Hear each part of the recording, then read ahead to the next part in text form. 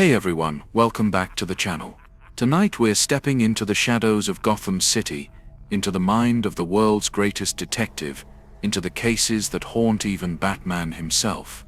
Before we begin this journey through darkness, if you're ready to explore the most disturbing moments in Batman's career, go ahead and hit that like button right now, and if you haven't subscribed yet, click that subscribe button because we dive deep into stories like this every week. Drop a comment below and let me know where in the world you're listening from tonight. I love seeing our global community come together for these deep dives into the stories that shaped our favorite heroes. Now, get comfortable, maybe dim those lights, adjust your pillow, find that perfect position, because tonight's story is going to take us through decades of trauma, through the cases that would break ordinary men, through the moments that transformed Bruce Wayne from a vigilante into a legend. Picture this: a warehouse in Ethiopia, flames consuming everything, smoke so thick you can barely see 3 feet ahead, and Batman, the Dark Knight himself, running through the inferno, desperately searching. His cape is singed, his cowl is cracked, and he's calling out a name. Robin. Over and over. Robin. He tears through burning timber, throws aside collapsed metal beams with his bare hands. The heat is unbearable, but he doesn't stop. He can't stop, because somewhere in this hell, his partner is dying. The boy he trained, the boy he brought into this war, the boy he swore to protect. And then he sees him. A small hand, reaching out from under the rubble. Batman falls to his knees, pulling away debris with frantic intensity, and there, broken and barely breathing, is Jason Todd, the second Robin, beaten, bloodied, his costume torn to shreds. Jason's eyes flutter open for just a moment. His lips move, trying to form words, but only blood comes out. Batman lifts him, this child who trusted him, who believed in him, who followed him into the darkness. The boy's head falls against Batman's chest, so light, too light. And Batman knows, he knows he's too late. He carries Jason's body out of the burning warehouse, cape wrapped around the boy like a shroud. The smoke clears, the night air hits his face, and Bruce Wayne, billionaire genius, the Batman, stands there holding the consequence of his mission. But this is just one case, one nightmare, among many. Tonight we're going to walk through them all, chronologically, from the birth of the Joker to the return of the dead, from trusted allies becoming monsters to the breaking of the Bat himself. We're going to explore how fighting evil for decades changes a man, how carrying the weight of Gotham's darkness leaves scars that never heal, how every victory comes with a price, and how sometimes the price is a child's life. So take a deep breath. Settle in, because we're about to journey through the most psychologically devastating cases in Batman's crime-fighting career. The ones that prove even heroes can be haunted, even legends can break. And it all starts in a place of chemicals and chaos, where a failed comedian took one bad day and became the clown prince of crime. Let's begin. Gotham City. A name that carries weight. A sprawling metropolitan nightmare built on corruption, violence, and secrets buried so deep they've become part of the foundation itself. The city rises from the coastline like a Gothic monument to human ambition and human failure.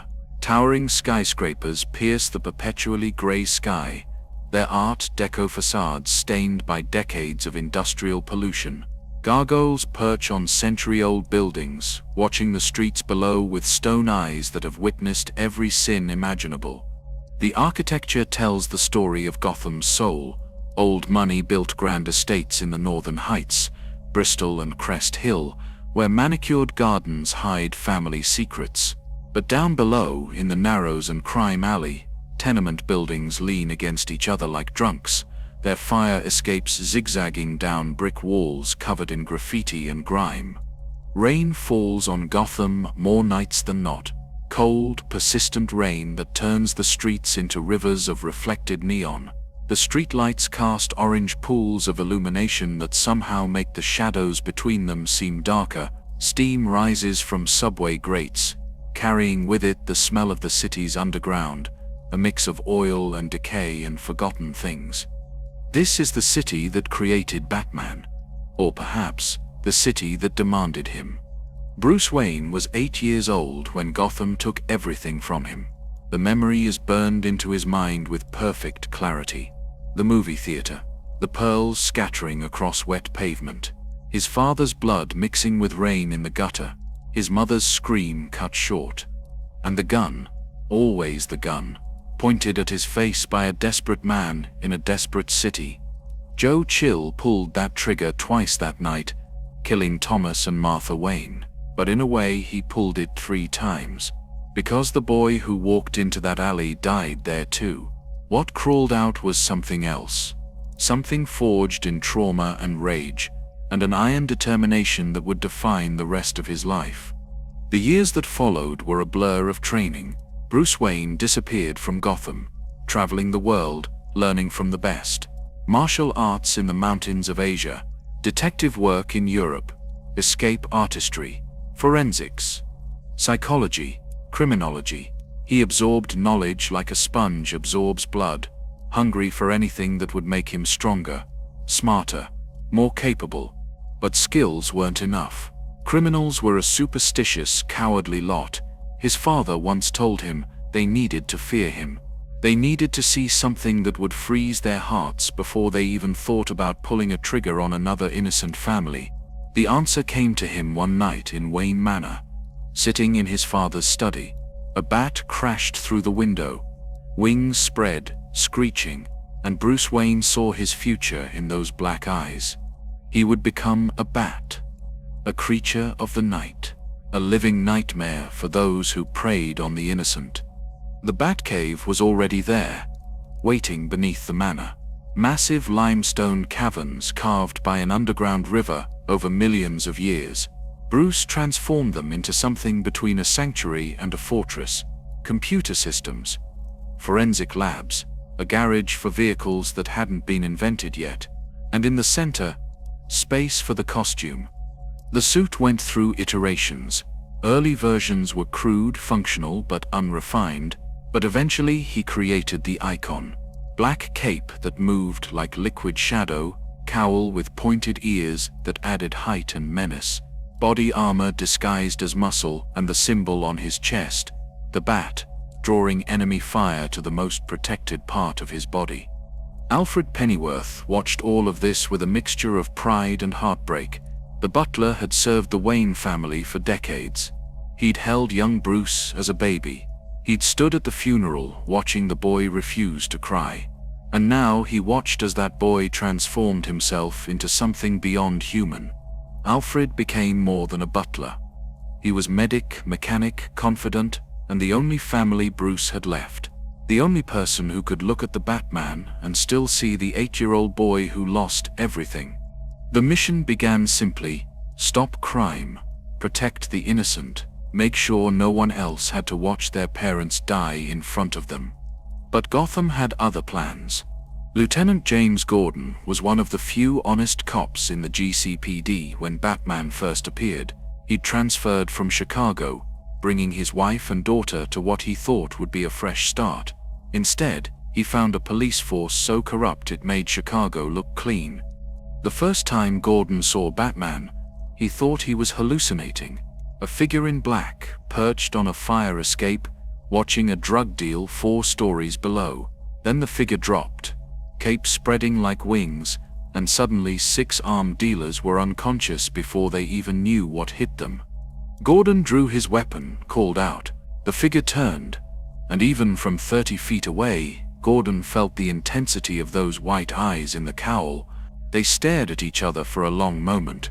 Then Batman grappled to the rooftop and disappeared into the night.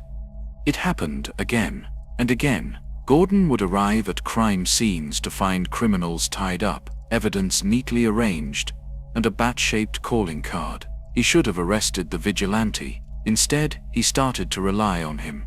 They developed an understanding. Gordon would leave files on his desk when he went for coffee. Batman would provide information the GCPD couldn't get through legal means. Neither acknowledged it officially, but Gotham needed every advantage it could get. Because the city was changing, the mob families that had run Gotham for generations, the Falcones and Maronis, were the old guard. Brutal but predictable. You could understand their motivations: money, power, territory. But something new was stirring in Gotham's shadows. Something stranger, more dangerous. The freaks were coming. Batman didn't know it yet. Standing on that gargoyle overlooking Crime Alley, cape billowing in the wind, watching the streets where his parents died, he didn't know that his presence, his very existence as Batman, was about to change Gotham forever. He thought he was fighting crime. What he was actually doing was declaring war on normalcy itself, and Gotham's darkness was about to answer with creatures that would make him question everything. The Batcave's computers hummed softly. The equipment waited, ready. Alfred prepared tea upstairs, knowing Bruce wouldn't drink it, but making it anyway, holding on to the small rituals of civilization. And somewhere in Gotham, in a chemical plant by the river, a failed comedian was about to have the worst day of his life. The night was just beginning. The rain continued to fall, and Batman, perched high above the city he'd sworn to protect, had no idea that his greatest enemy was about to be born. The cases that would haunt him for decades were waiting. The psychological toll was mounting, even if he couldn't feel it yet. The mission he dedicated his life to was about to extract a price he never imagined paying. But tonight, he was still just the Batman. Still believed he could save everyone. Still thought the rules he'd set for himself would be enough. Gotham would teach him otherwise. One case at a time. One nightmare at a time. One scar at a time. The Dark Knight rose from his perch and disappeared into the shadows, gliding toward whatever horror the night would bring. The city below continued its eternal dance of light and darkness, predator and prey, hope and despair. And in the distance, thunder rolled across the bay, promising storms to come. Ace Chemicals sat on the edge of Gotham's industrial district, a sprawling complex of tanks and pipes that had been poisoning the river for 40 years. The plant processed industrial solvents, creating chemicals so toxic the workers wore full protective gear. At night, the facility glowed with an eerie green light, steam billowing from cooling towers into the sky. It was supposed to be a simple robbery. The Red Hood gang had done this before, hitting places with poor security and significant cash reserves. They wore identical red hoods, dome-shaped masks that made them look like crimson bubbles floating through the darkness. The anonymity was the point. No faces, no identities, just interchangeable criminals. But one of them was different. Under his hood, he was nobody important, a failed comedian who'd bombed at every club in Gotham. His wife Janie was pregnant. They needed money desperately.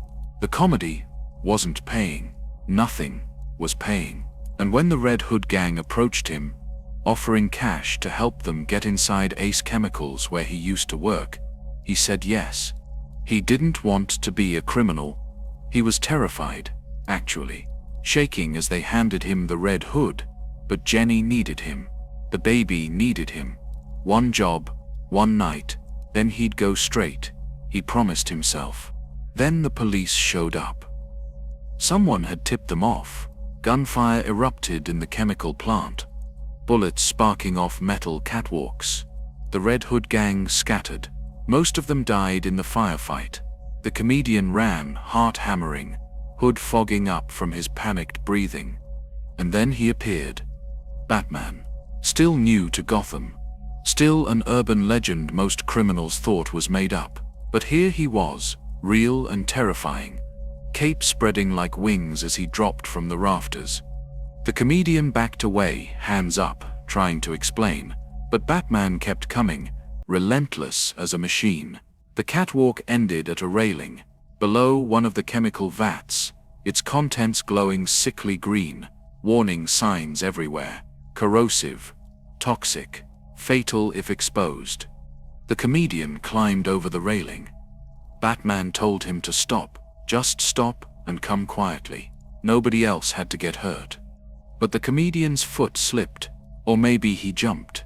The accounts would never be clear. What mattered was the fall.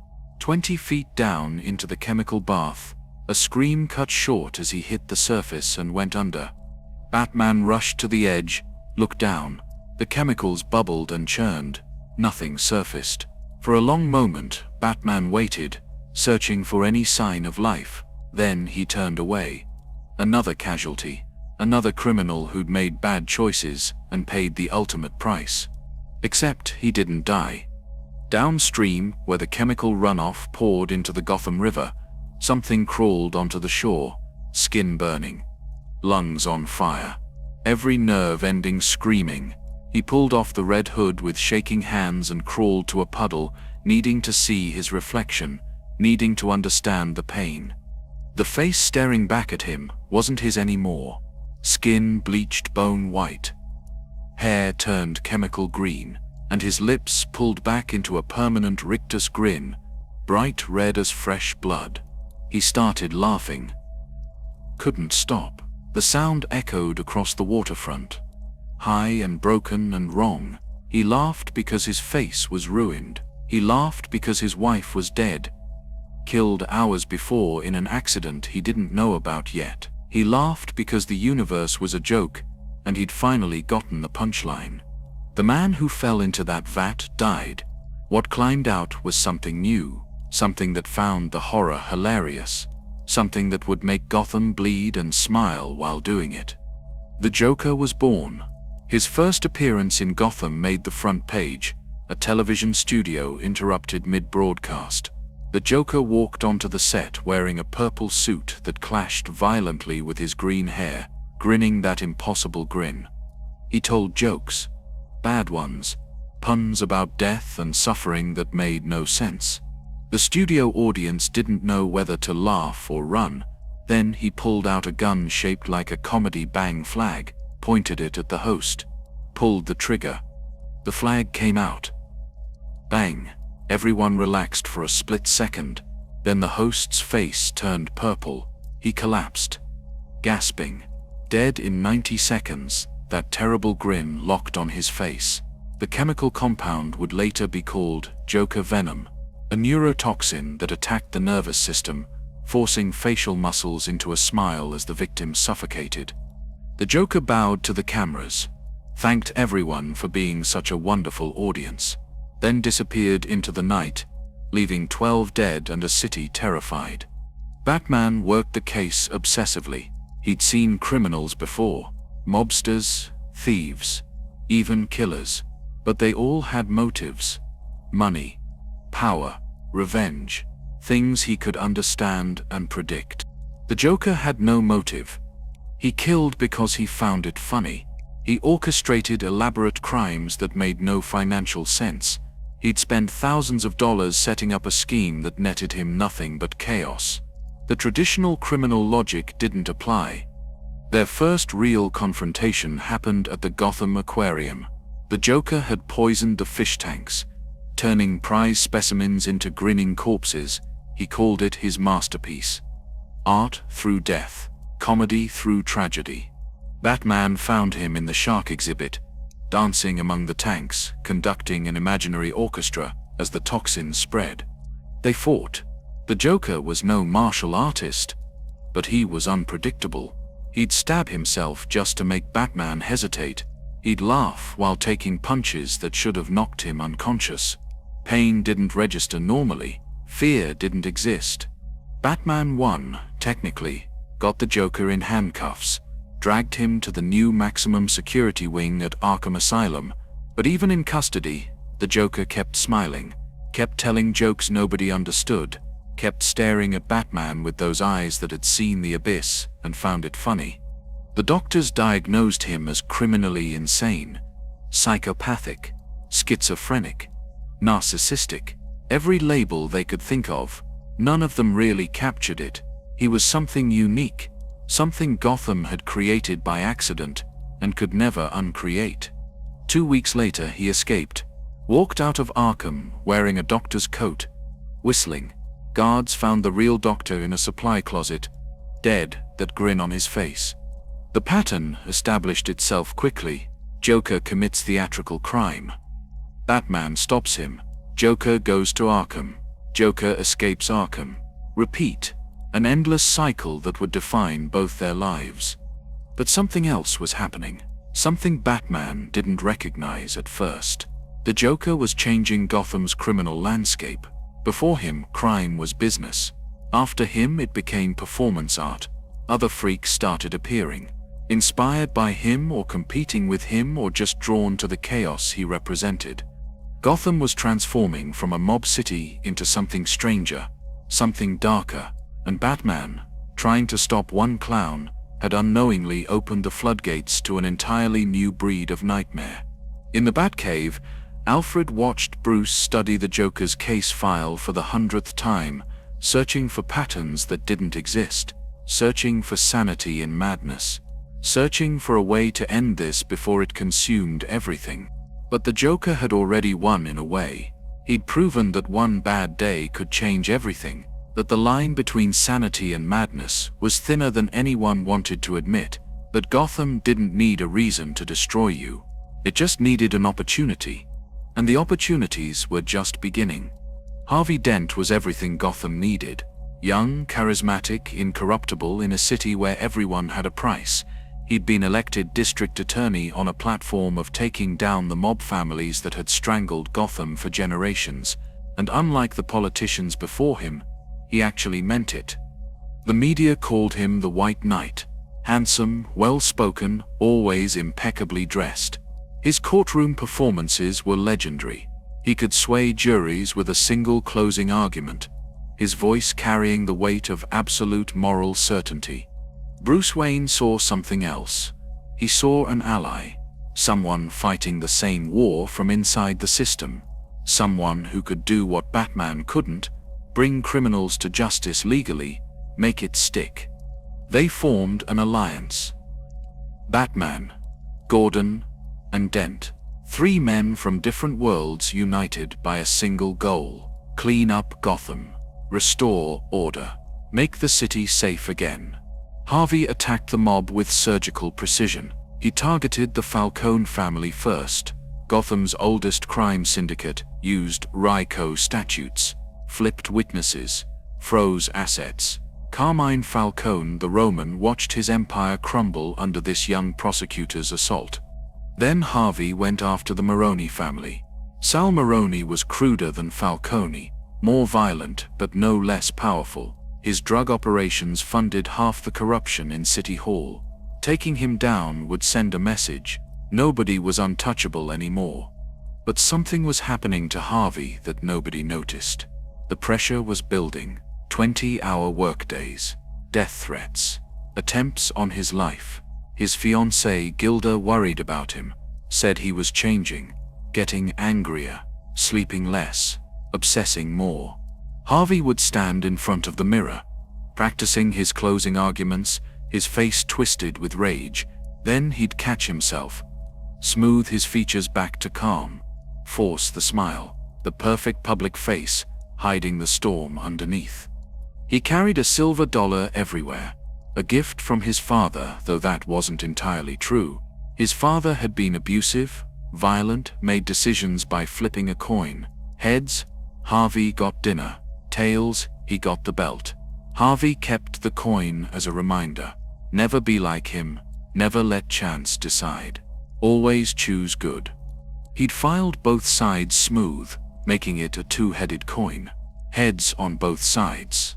The illusion of choice with a guaranteed good outcome. Control over chaos. The trial of Sal Maroni was supposed to be the crowning achievement. Harvey had evidence that would put Maroni away for life. Witnesses ready to testify. The mob's grip on Gotham would finally break. The courtroom was packed. Press. Civilians. Everyone wanted to see the White Knight strike down another dragon. Harvey stood at the prosecutor's table, confident and composed. This was his element, his battlefield. Maroni took the stand. Harvey questioned him. Each answer another nail in the coffin. Maroney's lawyer objected repeatedly, but the judge overruled. The case was airtight. Then Maroney asked for a glass of water. The bailiff brought it to him. Maroney drank, said thank you, polite even while being destroyed. Harvey turned back to his notes, preparing the next question. He didn't see Maroney reach into his pocket, didn't see the small vial palmed in his hand, didn't see him pour it into the water glass. Maroney stood up suddenly. The bailiff moved to stop him, but Maroney was already throwing. The glass tumbled through the air, water and acid spraying out in an arc. Harvey turned at the sound. The liquid hit the left side of his face. For a split second, nothing happened. Then the burning started. Hydrochloric acid, industrial strength, eating through skin like paper. Harvey screamed. A sound nobody who heard it would ever forget. Pure agony ripping from his throat as he clawed at his face, trying to wipe away the acid but only spreading it. He collapsed, thrashing on the courtroom floor while bailiffs rushed Maroney and someone finally called for an ambulance. The left side of Harvey Dent's face melted, skin bubbled and sloughed off. The eye was damaged, the ear partially dissolved. By the time the paramedics got him stabilized, half of the White Knight's perfect face was gone. The hospital did what they could. Skin grafts, reconstructive surgery. But the damage was too severe. The left side would always be scarred, twisted, a horror show of exposed tissue and reconstructed flesh, half an angel, half a monster. Batman visited every day. Gordon came. Gilda barely left his side. They all told Harvey it didn't matter. He was alive. He could still fight, still make a difference. But Harvey wouldn't speak, wouldn't look at them. He'd stare at the wall, his good hand clenching and unclenching the silver dollar they'd found in his pocket after the attack. The nurses noticed strange behavior. He'd flip the coin constantly. Catch it, flip it again. Hours of this. When they tried to take it away, he became violent. They let him keep it. Then one night, a nurse found him in the bathroom with a metal file, grinding away at the coin. He'd already destroyed one side, scarring the surface, making it ugly, making it match. He looked up at the nurse with his ruined face and smiled, not the confident Harvey Dent smile. Something else, something broken. He held up the coin. Heads on one side, scarred on the other, beautiful and hideous, order and chaos, good and evil. Perfect, he said. Finally perfect. 2 weeks later, Harvey Dent disappeared from the hospital, left his room in the middle of the night. Still wearing the bandages. Security footage showed him walking out the front door. Nobody tried to stop him. Nobody recognized Gotham's White Knight behind the gauze. The crimes started within days. Robberies at 2 banks on 2nd Street. 2 guards killed at 2 in the morning. $2,000 stolen, the rest left behind. The number 2 everywhere, like a signature. Then a double homicide. 2 members of Maroney's crew found dead in a warehouse at the intersection of twin streets, each shot twice. 2 playing cards left at the scene, both 2s. Batman knew before the evidence confirmed it, knew from the pattern.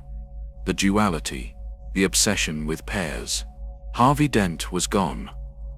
In his place was something new, something that had taken the White Knight's face and broken it into 2 opposing forces constantly at war.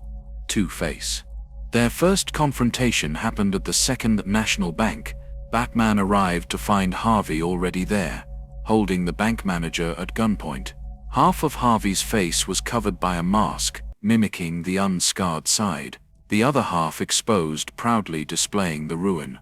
He'd abandoned the clean suits for something split down the middle, one side immaculate, the other deliberately damaged, one side white, one side black. The physical manifestation of his shattered psyche. Bruce tried to reach him, called him Harvey, reminded him of their friendship, their mission.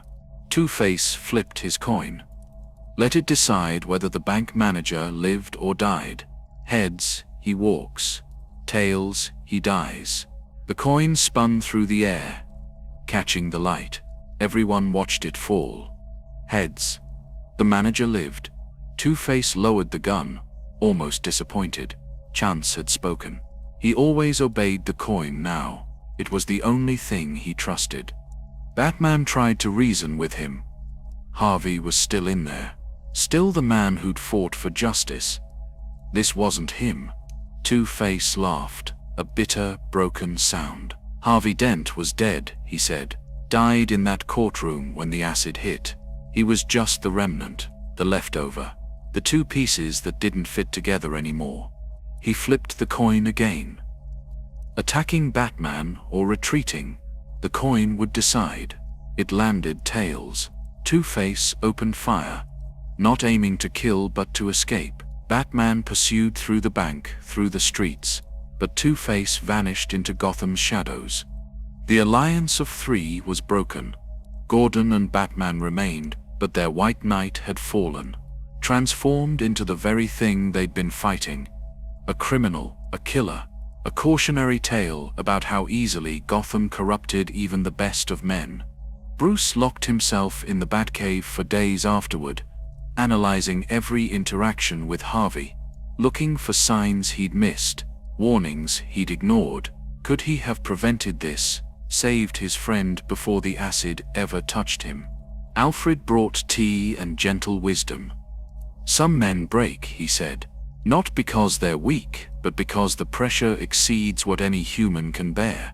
Harvey fought monsters until he became one. It wasn't Bruce's fault.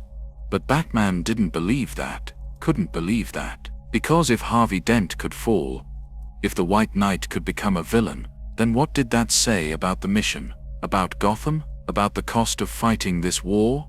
Two-Face would escape Arkham 17 times over the years. Each time the coin would decide his targets. Each time Batman would stop him. Each time Bruce Wayne would see his friend's ruined face and wonder if he could have done something different. The scars weren't just on Harvey's face. They were on Bruce's conscience, on Gordon's faith in the justice system, on Gotham itself, proof that the city destroyed everyone eventually. Even heroes. Especially heroes. The White Knight was dead. The Dark Knight remained. And between them, the lesson was clear. In Gotham, nobility was just another thing waiting to be corrupted. Halloween night in Gotham carried its own particular darkness. Children dressed as monsters, unaware that real monsters walked the same streets. Jack-o'-lanterns grinned from doorsteps while actual killers grinned in the shadows. Johnny Vitti never saw it coming. Carmine Falcone's nephew sitting in his penthouse apartment, counting money from the family's latest operations. He was young, arrogant, believed the Falcone name made him untouchable. The gunshot came through the window, single bullet, perfectly placed. Johnny slumped over the money, blood spreading across $100 bills. On his chest, the killer left a calling card, a small plastic pumpkin, the kind kids carried for trick-or-treating, and a note, written in careful block letters. Happy Halloween. The Falcone family demanded answers. Carmine, the Roman, Gotham's most powerful crime boss, wanted blood. His organization had ruled this city for 40 years. Nobody killed a Falcone without consequences. But the police found nothing. No prints, no witnesses, just the pumpkin and the note. Batman investigated independently. Gordon shared what little evidence existed. A professional hit, they agreed. Too clean for a random killing. But the pumpkin suggested something else. Theatricality. A message. They had no idea it was just the beginning. Thanksgiving came. Milos Grappa, a hitman for the Maroney family, was found dead in his car, single gunshot. This time, the calling card was a miniature cornucopia. The note read, Happy Thanksgiving. Gordon called it immediately. Serial killer. Targeting the mob, operating on holidays. They needed a task force. They needed to stop this before it escalated. But Gotham PD was compromised. Half the force took money from the families. The investigation leaked before it even started. Witnesses disappeared. Evidence went missing. The system was working against them. That's when Batman, Gordon, and Harvey Dent formed their true alliance. Secret meetings on Gordon's rooftop. Information shared away from official channels. 3 men against the entire criminal infrastructure of Gotham. They called the killer Holiday, operating on holidays, making a mockery of celebration, turning family gatherings into crime scenes. Christmas brought 2 victims. Mob enforcers found in a warehouse, gift boughs placed on their bodies, Merry Christmas written in their own blood on the wall. Harvey prosecuted what cases they could build, attacking the families from every angle. If they couldn't catch Holiday, they'd at least use the chaos to break the mob's grip on Gotham. Every soldier Holiday killed was one less criminal. Harvey had to try.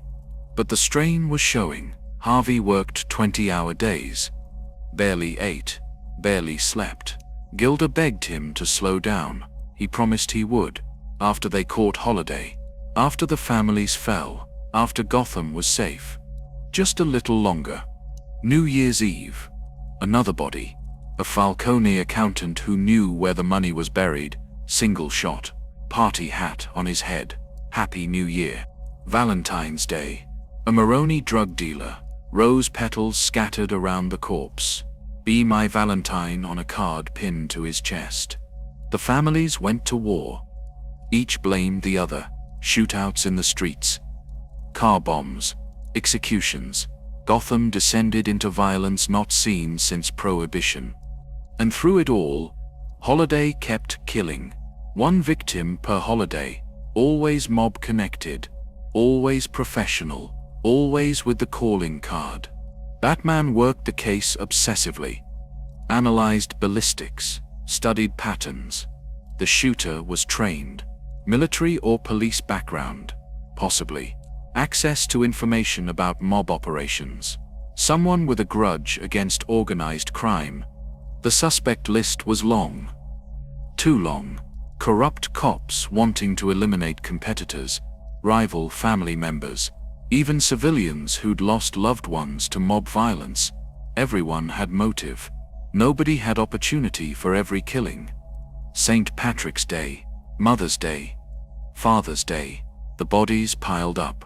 Green carnations, white lilies, ties and cufflinks arranged like funeral offerings. Holiday was making art from murder, each killing a statement about family, celebration, and the hypocrisy of both. Gordon's marriage suffered. His wife Barbara barely saw him. His daughter, also named Barbara, grew up with an absent father chasing a ghost. The case consumed everyone it touched. Independence Day brought the boldest move yet.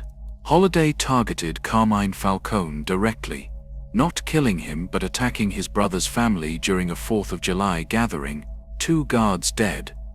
Fireworks drowning out the gunshots. Falcone declared war on everyone, hired every killer he could find, put bounties on Holiday, on Batman, on anyone who might be involved. Gotham became a war zone. Then came the day that changed everything. Harvey Dent in the courtroom, Sal Maroni on trial, the acid attack, the White Knight's fall. Batman rushed to the hospital, but Harvey was already gone. Not dead. Worse, transformed into something broken and bitter and wrong. The holiday killings continued. Labor Day, Columbus Day, each murder methodical and precise. But something felt different now. The pattern was the same, but the energy had shifted, like multiple people using the same method. Halloween returned. 1 year of holiday, 13 victims, Gotham's underworld decimated, and still no closer to catching the killer. Until Alberto Falcone confessed, Carmine's son, the failure of the family, the one nobody took seriously. He walked into GCPD headquarters with the gun, the calendar, the holiday decorations saved as trophies, confessed to everything. Case closed. Holiday was captured. The nightmare was over. Except Batman didn't believe it.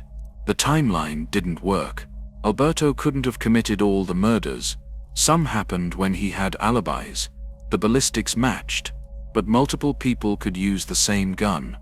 And there were whispers, rumors that Harvey Dent, before becoming Two-Face, had been Holiday, that the White Knight had taken justice into his own hands, killing the criminals he couldn't convict, that the acid attack happened because Maroney suspected the truth. Other theories suggested Gilda Dent, Harvey's wife, protecting her husband by eliminating his enemies, that Harvey had discovered her secret, and it contributed to his breakdown. The evidence supported multiple Holidays, a conspiracy of killers, all using the same method, all targeting the mob, all hiding behind the same identity. But Alberto took the fall, went to Arkham, accepted responsibility for crimes he might not have fully committed, protecting someone perhaps, or taking credit for infamy he didn't earn. Batman stood on the rooftop where he'd met with Gordon and Harvey so many times. The alliance was broken.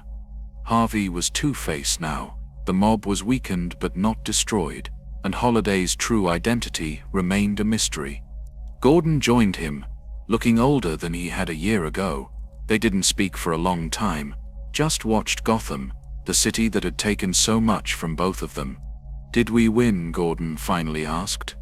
Batman didn't answer, because the truth was complicated. The mob's power was broken. The Falcons and Maronis would never recover their former strength. But the cost had been Harvey Dent's soul. The cost had been a year of unsolved murders. The cost had been the realization that maybe, just maybe, the good guys had been Holiday all along. Gotham had a way of making everyone dirty, of taking noble intentions and twisting them into something unrecognizable. The long Halloween proved that fighting monsters required becoming something monstrous yourself. And the scariest part was, Batman understood the temptation to cross that line, to kill the criminals who kept escaping justice, to end the cycle permanently. He'd never do it. His rule was absolute. No killing, not ever, not even the Joker, not even Falcone, not even when it would save lives. But understanding the temptation meant acknowledging it existed, meant admitting that the line between Batman and Holiday was thinner than he wanted to believe. The case file went into the Batcave archives, officially solved, unofficially haunted. A reminder that some mysteries were better left unsolved, some truths were too painful to face. Halloween came again, the next year. Batman watched for Holiday's return, but the killings had stopped. Alberto Falcone remained in Arkham. Harvey Dent was Two-Face, flipping his coin and committing his own crimes. And somewhere in Gotham, the real Holiday, whoever they were, walked free. A ghost in a city full of monsters. A killer who might have been a hero, or a hero who'd become a killer. In the end, maybe that was the real lesson of the long Halloween. In Gotham, you couldn't tell the difference anymore. Dick Grayson had grown up.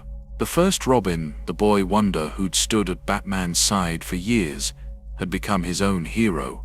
Nightwing, operating out of Bloodhaven now, close enough to help when needed, but far enough to be independent. Bruce Wayne should have been proud, was proud actually, but the manor felt empty without Dick's energy filling it. The cave was quieter, the mission lonelier.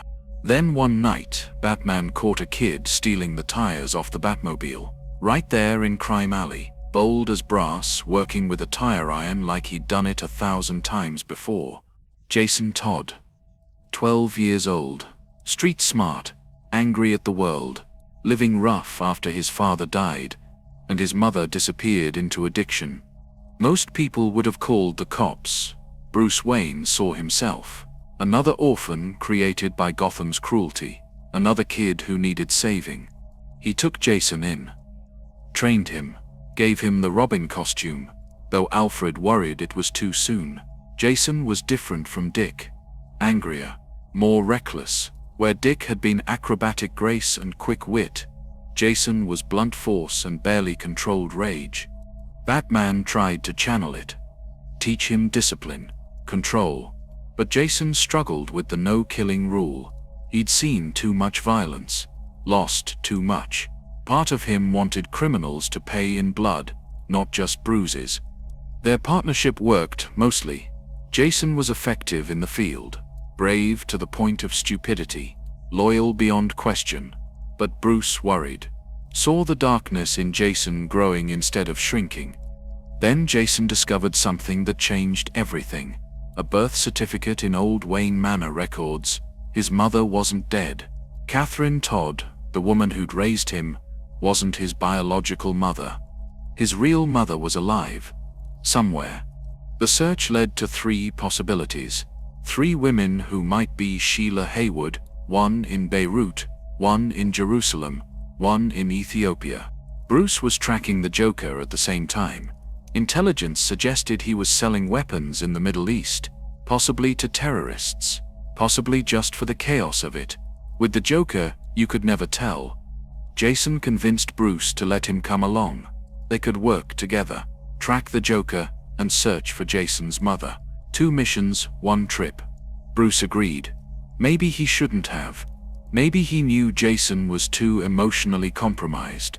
But he understood the need to know, to find family, to get answers about where you came from. They eliminated the first 2 candidates. Wrong women, dead ends. That left Ethiopia, a refugee camp near the border, and a woman named Sheila Haywood working as a medical volunteer. Bruce went to investigate a weapons depot where Joker had been spotted. Jason went to meet his mother alone. He found her at the camp. Red hair, green eyes. She looked like him, or he looked like her. The resemblance was undeniable. They talked. She explained why she'd given him up. Young, scared, broke. The usual story of Gotham poverty. She'd gotten her life together since. Became a doctor, devoted herself to helping people. Jason forgave her immediately. Told her everything. About Bruce, about being Robin, about having a second chance at life. He didn't see the fear in her eyes. Didn't recognize the signs. Sheila Haywood was in trouble. The Joker was blackmailing her. She'd been stealing medical supplies from the refugee organization, selling them to fund a gambling debt. The Joker had evidence, was using it to force her cooperation in his scheme. And now her son Robin had just handed the Joker the perfect leverage. She called the number Joker had given her, told him Robin was here, told him everything. Jason waited outside the medical tent. Happy for the first time in years, he'd found his mother. They could be a family. Maybe she'd come back to Gotham, meet Alfred, see the manor. He didn't hear the Joker approach from behind, didn't see the crowbar until it cracked across his skull. When Jason woke up, he was tied to a chair in a warehouse. His mother was tied up across from him, and the Joker was there, crowbar in hand, grin stretching across his face. The beating started methodically. The Joker wasn't trying to kill Jason quickly. He was making a point, taking his time, each strike calculated for maximum pain. Jason screamed for Batman. Called out for Bruce. The Joker mocked him with each cry. Asked where Batman was now, why he wasn't saving his precious Robin. Sheila begged the Joker to stop. Offered him anything. Money, information. Her own life instead. The Joker ignored her. Kept swinging. Ribs cracked. Bones broke. Blood pooled on the concrete floor. Jason stopped screaming eventually. Started laughing instead. Delirious from pain. Trying to match the Joker's energy. Because what else could he do? The Joker appreciated that. Told Jason he had potential. Could have been a great villain with that much anger in him. Shame about the costume choice. Then he checked his watch. Set down the crowbar. Pulled out a timer device connected to explosives rigged throughout the warehouse. 5 minutes, he announced cheerfully. Plenty of time for goodbyes. The Joker left. Walked out whistling. Left a mother and son to die together in a warehouse rigged to explode. Jason tried to move. Couldn't. Everything was broken. He looked at Sheila through swollen eyes. She was crying, saying she was sorry, over and over. With what little strength remained, Jason worked at his bonds, fingers bloody, breathing shallow. He got free, crawled to his mother, started untying her. They could make it. Had to make it. Batman would come. Batman always came. The timer ticked down. 3 minutes. 2 minutes. They stumbled toward the door together, Jason barely able to stand, Sheila supporting him. 1 minute. They weren't going to make it. Jason pushed his mother toward the door. Told her to run, save herself. She grabbed him instead, pulled him close, protected him with her body. As the timer hit 0, the explosion lit up the Ethiopian night, a fireball that could be seen for miles. The warehouse disintegrated, walls blowing outward, roof collapsing inward. Batman arrived seconds later. Saw the smoke, the flames, knew immediately he was too late. He ran into the inferno anyway, calling Jason's name, searching through burning rubble with bare hands. Cape singed, cowl cracked from the heat. He found them together. Sheila's body wrapped around Jason's, both dead. The mother who'd betrayed him tried to save him in the end, died trying to protect the son she'd given away. Batman lifted Jason, so light, too light, wrapped him in the cape, and carried him out. The walk through the smoke and ash felt eternal. Each step heavier than the last. He'd failed to protect the boy he'd taken in, failed to see the danger, failed to be there when it mattered most. Alfred met him at the plane, saw Bruce's face, saw the bundle in his arms, understood without words. The flight back to Gotham was silent. Bruce sat in the back, still holding Jason, couldn't put him down, couldn't accept it. Alfred prepared everything. Contacted the authorities, made arrangements, handled the details while Bruce shut down completely. The funeral was private. Empty casket, because the body was too damaged, just Wayne family and close friends. Dick Grayson flew in face blank with shock. Gordon came off duty, paying respects to a kid he'd barely known. Batman's rogues heard about it. Some celebrated. Others went quiet. Even in Arkham, word spread. The Joker had killed Robin. The Joker himself had diplomatic immunity. He'd been appointed Iran's ambassador to the United Nations, untouchable, legally, protected by international law. Batman nearly broke his rule, nearly crossed the line he'd sworn never to cross. Gordon found him on a rooftop, heading toward the UN building, rage radiating off him in waves. Gordon talked him down. Barely. Reminded him that killing the Joker wouldn't bring Jason back, would only destroy everything Batman stood for. Bruce knew Gordon was right. Hated that he was right. Jason's Robin costume went into a glass case in the Batcave. Spotlight shining on it. A memorial, a reminder, a wound that would never heal. Batman became harder after that, more brutal in his methods. Took more risks, stopped holding back as much. Alfred watched him self-destruct slowly. Tried to help, tried to reach him. Bruce wouldn't listen, couldn't listen. The guilt was too heavy. He'd brought a child into his war, given him a costume and a mission and sent him into danger, and that child had died screaming for him while he was somewhere else. That was the cost. That was what Batman's crusade had purchased. A 12-year-old boy's life. The question haunted him, would haunt him for years. Could he have saved Jason, if he'd been faster, if he'd been there, if he'd never made Jason Robin in the first place? The answers didn't matter. Jason was dead. The Joker was free, and Batman had to live with both of those facts every single day. He stood in the cave, staring at the costume in its case.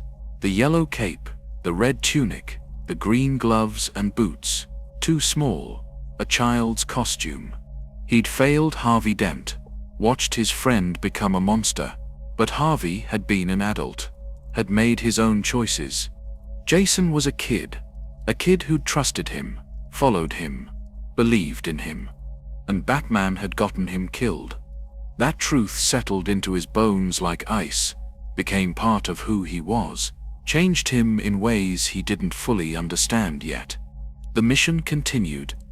Gotham still needed protecting, criminals still needed stopping, but the boy wonder was gone. The cave was quieter. The nights were longer. And in Arkham Asylum, the Joker laughed in his cell, knowing he'd hurt Batman in a way no beating ever could. He'd taken something precious, something irreplaceable, and Batman would carry that loss forever. The Joker escaped Arkham on a Tuesday. Nothing special about it, just another failure of Gotham's systems. Another lock picked, another guard bribed or killed or driven insane. Another Tuesday. But this time felt different. The Joker had a theory he wanted to test, a hypothesis about human nature that required the perfect subject. Someone good, someone incorruptible, someone who represented everything the Joker despised about order and sanity. Commissioner James Gordon. The Joker believed in something he called the one bad day theory, that any person, no matter how stable or moral, was just one bad day away from madness, one catastrophic event that would shatter their worldview and reveal the chaos underneath. He'd had his bad day, a failed comedian with a pregnant wife, bills piling up, jokes that nobody laughed at, desperation leading to crime. Then the chemical plant, the fall, the transformation. That one bad day had made him. Now he wanted to prove it could unmake anyone. Gordon lived modestly in a brownstone near Gotham Central. His daughter Barbara visited often. She'd grown into a remarkable young woman, smart, capable, secretly operating as Batgirl, though her father didn't know. That evening, Barbara was visiting, making dinner, talking about her work at the library. Normal conversation, safe conversation, the kind of ordinary moment that makes life worth living. The doorbell rang. Barbara answered it, saw a figure in a Hawaiian shirt, garish, colorful, wrong for the weather. She started to ask if she could help him. The Joker shot her, point blank. No hesitation, no dramatic speech, just pulled the trigger and watched her fall. The bullet severed her spine at the third vertebra. She collapsed in the doorway, unable to feel her legs, unable to move. Blood spreading across the floor beneath her. Gordon rushed to the door, saw his daughter on the ground, saw the Joker standing over her, tried to reach for his gun. But Joker's thugs were already there, grabbing him, dragging him away.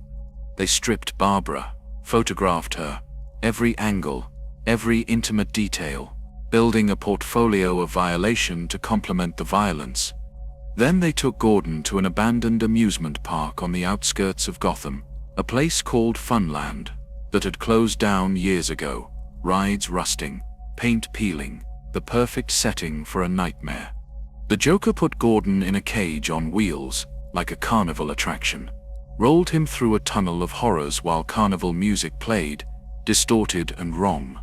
Images of Barbara projected on the walls, her bleeding on the floor, the violation, the helplessness, over and over, a loop of trauma designed to break a father's mind. The Joker walked alongside, narrating, explaining his theory, telling Gordon that sanity was just a comfortable lie, that one bad day would strip away all his morality and order, that he'd emerge from this experience as mad as the Joker himself. Gordon endured it. Eyes closed sometimes, other times forced open, his daughter's pain weaponized against him, his failure as a father turned into psychological torture. Batman was tracking the Joker, had been since the escape, followed the trail to the amusement park, saw the lights, heard the music, knew something terrible was happening inside. He found Barbara first. EMTs were already there. She was conscious, in shock, told Batman where they'd taken her father, told him to hurry. The Joker was waiting at the center of the funhouse, Gordon in the cage beside him, beaten, traumatized, but not broken. Batman and Joker faced each other across the warped mirrors and tilted floors. The Joker explained his experiment, showed Batman the photographs, described what he'd done to prove his point. Gordon spoke up then, voice hoarse but firm. "Bring him in by the book," he told Batman. "Show him that our way works. That civilization isn't just a mask hiding chaos." The Joker laughed. After everything he'd done, Gordon still believed in the rules, still thought the system mattered. Either he was the sanest man in Gotham, or the maddest. Batman fought his way to the Joker, through the funhouse obstacles, through the twisted reflections, finally cornered him in the tunnel of love. Of all places, broken ride, stagnant water, decay everywhere. They talked. Really talked. Batman told the Joker this had to end. Eventually one of them would kill the other. The cycle couldn't continue forever. The Joker disagreed. They were locked together. Batman created him by being there that night at the chemical plant. He created Batman by proving Gotham needed something beyond human to fight its monsters. Batman offered to help, to get the Joker treatment, rehabilitation, something other than this endless dance. The Joker considered it. For just a moment, something human flickered in his eyes. Then he told Batman a joke. 2 inmates escape from an asylum, running across rooftops. One jumps to the next building. The other is afraid, too far. Can't make it. So the first one offers to shine his flashlight across the gap. The second one can walk across the beam of light. The second inmate says no. "You'll just turn it off when I'm halfway across." The Joker started laughing. Batman, after a moment, joined him. 2 men in a tunnel of love. One dressed as a bat. One with a face like a nightmare. Both laughing at a joke about trust and madness, and the impossibility of salvation. The police arrived. Found them like that. Laughing together. The Joker went back to Arkham. Gordon went to the hospital to see his daughter. Barbara Gordon would never walk again. The bullet had done permanent damage. Her career as Batgirl was over. But she didn't break. Refused to let the Joker's one bad day define her. Instead, she transformed, became Oracle, used her brilliant mind and computer skills to become an information broker, helped Batman and others from behind screens, became more valuable to the mission than she'd ever been in the costume.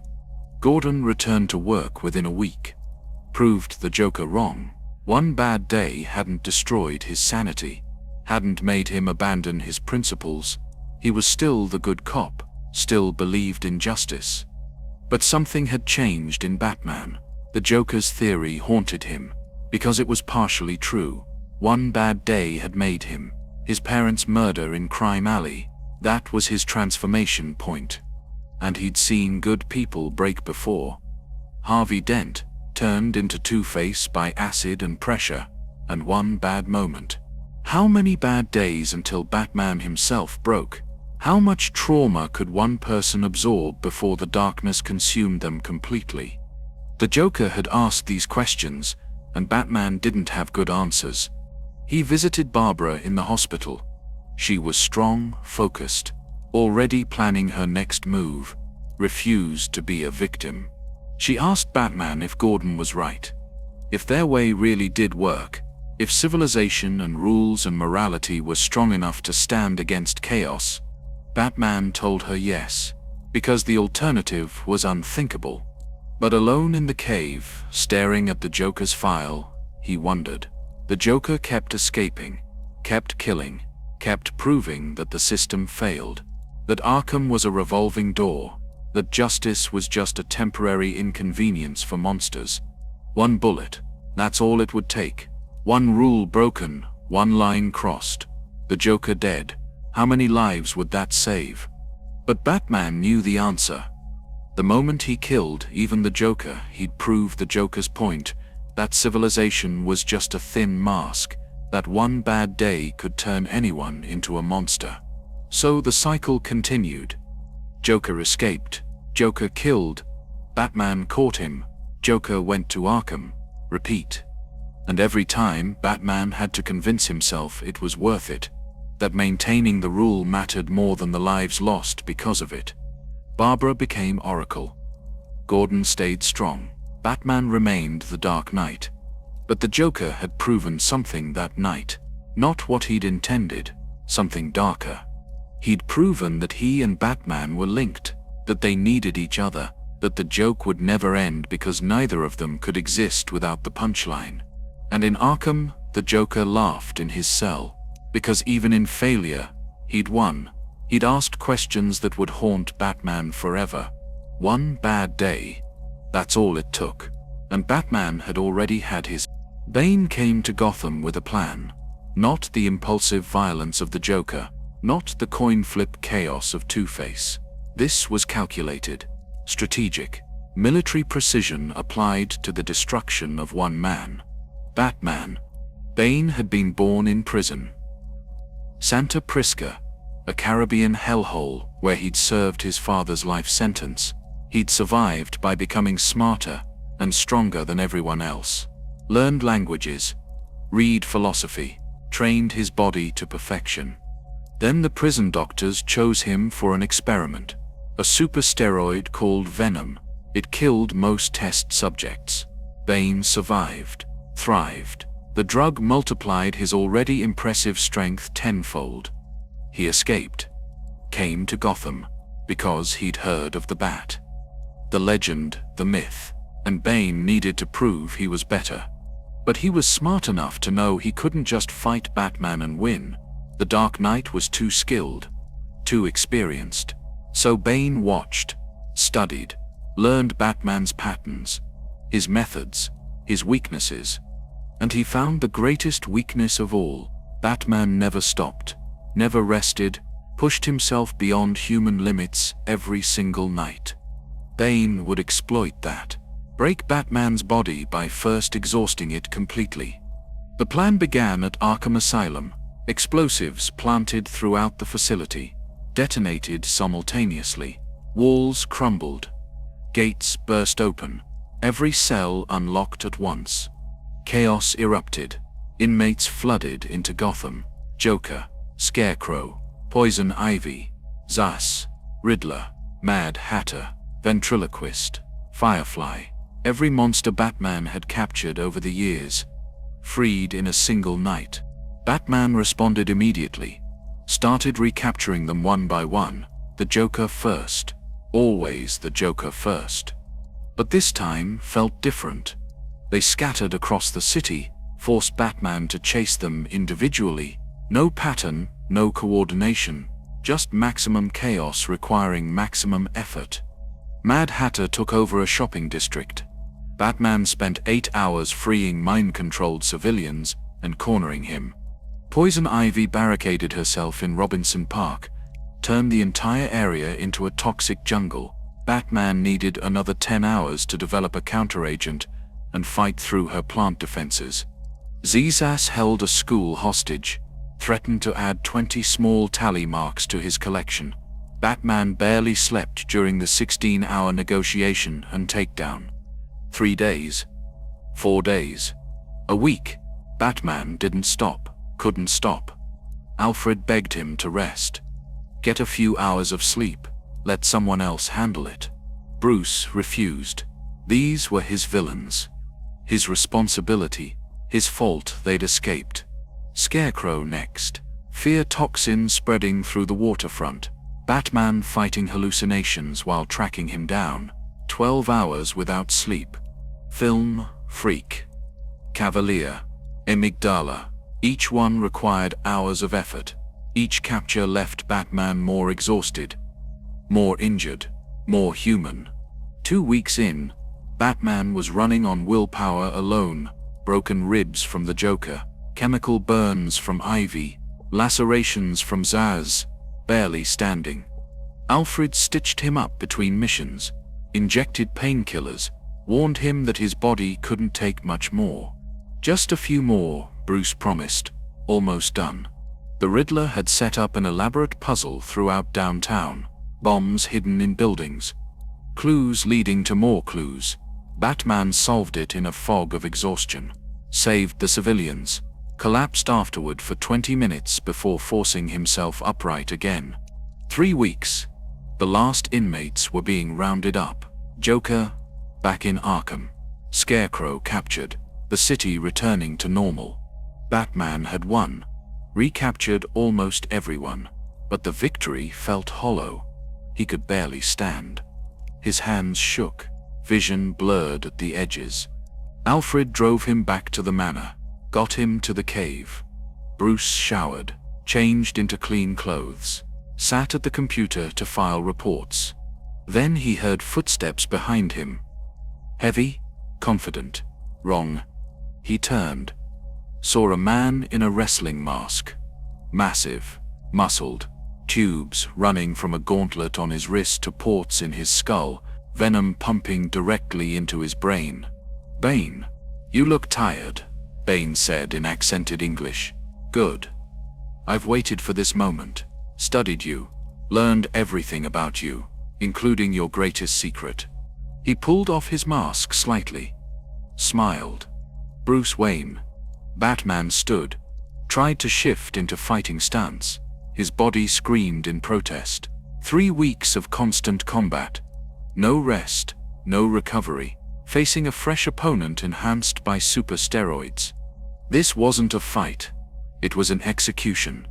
Bane moved fast for someone his size. Batman blocked the first punch, barely. The impact sent shockwaves up his arm. He countered kicks, strikes, using technique to compensate for exhausted muscles. But Bane had technique too. He'd studied Batman's fighting style, knew the moves before Batman made them. A punch caught Batman in the ribs. Already broken ribs. He gasped, stumbled. Bane grabbed him, lifted him, threw him into the computer banks. Glass shattered. Sparks flew. Batman tried to rise. Couldn't. "The venom makes me strong," Bane explained conversationally, "but I was already strong before it. I broke men in prison with my bare hands. You are just another man to break." Batman grabbed a batarang, threw it. Bane caught it, snapped it between his fingers. The fight moved through the cave. Batman using every trick he knew, smoke pellets, flashbangs, environmental advantages. Nothing worked. Bane was too strong, too fast, too prepared. A kick sent Batman into the memorial case. Jason Todd's Robin costume. The glass cracked. The costume fell. Bane picked Batman up by the throat, held him against the wall, looked into the cowl. "You are not the legend I expected," he said. "Just a tired man in a costume." Then he turned, walked to the center of the cave, positioned Batman carefully. "I will break you," Bane announced. "Not kill you. Breaking you is enough." He lifted Batman overhead, brought him down hard across his knee, spine first. The crack echoed through the cave. A sound like a tree branch snapping. Batman screamed, a raw sound of agony that he'd never made before. Bane held him there, broken across his knee, making sure the damage was complete. Then he dropped him. Batman crumpled to the stone floor, unable to move, unable to feel anything below his chest. Paralyzed. Bane picked up the broken body, carried it up through the manor, out into Gotham's streets. He threw Batman from a rooftop in the middle of the city, let him fall onto a car below, let Gotham see their hero broken and helpless. Alfred found him, rushed him to a secret medical facility. The doctors were blunt. Spinal fracture. Severe. He might never walk again. Bruce lay in the hospital bed, staring at the ceiling. The mission was over. Batman was finished. But Gotham still needed protecting. Bane was still out there. Someone had to wear the cowl. Jean-Paul Valley. Azrael. A man trained by a secret order. Enhanced. Dangerous. Not Bruce's first choice, but the only option available. Bruce gave him the costume, made him promise to only wear it until Bruce recovered, then return it. Valley agreed, became Batman. But something went wrong. The conditioning from his old life activated. The system, they called it, mental programming, that made him aggressive, violent, judge and executioner rather than detective and protector. He modified the costume, added armor, weapons, turned Batman into something that looked like a robotic nightmare. He fought Bane, won through brutality rather than skill, beat him nearly to death, left him broken as Bane had left Bruce. But Valley didn't stop there. Became more violent, let criminals fall to their deaths, operated with lethal force, everything Batman wasn't. Bruce watched from his wheelchair, horrified at what his symbol had become, what desperation had forced him to create. He began rehabilitation. Painful, slow. Doctors said impossible. Bruce did it anyway. Relearned to walk, to fight, to be Batman. He sought out Lady Shiva, one of the world's greatest martial artists, trained with her, pushed his broken body beyond its limits. Months passed. Bruce grew stronger. Valley grew more unstable. The armor became a prison. The system consumed him completely. Bruce returned to Gotham, confronted Valley, demanded the costume back. Valley refused. He was Batman now. The better Batman. The one willing to do what was necessary. They fought. Not in the cave this time. In the streets. In full view of Gotham. Bruce won. Not through strength, through intelligence, through being the better detective. He designed the suit, knew its weaknesses, used them. Valley's armor failed. Systems crashed. He was trapped inside, helpless as Bruce had been under Bane's knee. Bruce took back the cowl, but Dick Grayson wore it first for a while. Nightwing becoming Batman temporarily, proving he could, choosing not to. Eventually Bruce Wayne returned fully. Batman again, spine healed, body recovered, but the scars remained. Bane had proven something terrible, that Batman was human, that he could be broken, that the legend was just a man in a suit. And Bruce had proven something too, that even broken, even paralyzed, even replaced, Batman would return, because the mission was bigger than one man's spine. The cave was repaired. The costume returned to its rightful owner. Gotham's protector was back. But Bruce never forgot the sound of his spine breaking, never forgot the feeling of helplessness, never forgot that night when Bane had proven the impossible. That Batman could be beaten. The legend could fall, and Gotham would watch it happen. The earthquake hit at 7:46 p.m. on a Tuesday, magnitude 7.6. The worst natural disaster in Gotham's history. Buildings collapsed. Bridges fell into the river. Gas lines ruptured and ignited. The geological fault line that ran beneath the city, dormant for centuries, finally released its accumulated pressure. Thousands died in the first minutes. Trapped in subway tunnels, crushed in collapsing towers, buried under rubble that had been their homes. Batman worked for 72 hours straight, pulling survivors from the wreckage. No costume, just Bruce Wayne in work gloves, digging through concrete with his bare hands alongside firefighters and civilians. The aftershocks continued for weeks. Every time the city started to recover, another tremor would bring down weakened structures. The death toll climbed into the tens of thousands. Gotham's infrastructure was destroyed, power grid gone, water treatment plants collapsed, hospitals overwhelmed or demolished. The city was dying. Then the federal government made its decision. After reviewing the damage assessments and cost projections, Congress voted to declare Gotham City a no-man's land. Federal disaster relief was denied. The bridges would not be rebuilt. The city would be evacuated and abandoned. Gotham was no longer part of the United States. The National Guard enforced the evacuation, gave residents 2 weeks to leave. Then they destroyed the remaining bridges, mined the tunnels, established a military blockade around the entire city. Anyone who stayed was on their own. No law, no government, no help coming. Most people left. The wealthy fled first, then the middle class. Anyone with resources or connections got out while they could. 3 million people evacuated in those 2 weeks.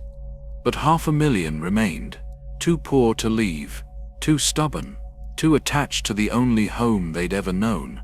They stayed in the ruins and watched the bridges explode. Gotham became an island, a dead zone, a modern ghost city with 500,000 souls trapped inside. Bruce Wayne tried everything. Used his fortune, his connections, his influence, lobbied Congress, bribed officials, begged the president. Nothing worked. The political will didn't exist to save Gotham. So Bruce Wayne disappeared, and Batman returned to the city he'd sworn to protect. He found hell waiting for him. With no government, no police, no structure, Gotham descended into tribal warfare. Gangs carved up the city into territories. The strong preyed on the weak. Survival became the only law. Two-Face claimed the courthouse and old Gotham. His coin decided who got food, water, shelter. Heads you live, tails you die. Penguin controlled Robinson Park. His men guarded the only reliable source of fresh water, charged desperate people everything they had for a drink. Joker took a strip of land in the theater district, ruled through terror, killed randomly. Kept people afraid, made survival a sick joke. Poison Ivy transformed the botanical gardens into an Eden. Plants mutated and aggressive. She protected refugees who could live within her rules. Everyone else died. Mr. Freeze carved out a territory in the industrial sector, kept it frozen. People huddled for warmth outside his borders, while he sat in his cold paradise. The GCPD tried to maintain order. Gordon refused to abandon the city, kept his badge, rallied every cop who stayed. Maybe 40 officers out of thousands. They held the area around the old precinct building, called it the Blue Zone. The last bastion of law. Batman worked to support them. Delivered supplies, ran messages between survivor groups, fought the gangs, tried to keep the city from completely tearing itself apart. But he couldn't be everywhere, couldn't save everyone. Each night brought new horrors, new bodies, new proof that Gotham was eating itself alive. Oracle coordinated everything from her clock tower. Barbara Gordon's computers still worked, powered by generators. She became the information hub for the entire city, tracking gang movements, mapping safe routes, connecting survivors with resources. Other heroes came to help. Huntress arrived first. Helena Bertinelli, angry and violent, started wearing a bat symbol without permission. Tried to be Batman when he wasn't around. Did it badly. Too brutal. Too willing to kill. Batman confronted her, stripped her of the symbol, told her she didn't understand what it meant, what it required. Then Cassandra Cain appeared. A teenager who'd been raised as an assassin, couldn't read or write, but could read body language like a book, could predict movements before they happened. The most naturally talented fighter Batman had ever seen. She wanted to be good, to fight for something other than death. Barbara took her in, trained her, made her the new Batgirl, the real one, the one who earned the symbol. The weeks turned into months. Gotham remained cut off. The government showed no signs of changing its position. The city was written off, a failed experiment in urban civilization. Winter came, the coldest in decades. People froze in buildings with no heat, burned furniture to stay warm, died in their sleep when the fires went out. Food became scarce. The initial stockpiles ran out. Fights erupted over canned goods, over scraps. People starved in American City while the rest of the country watched on the news and did nothing.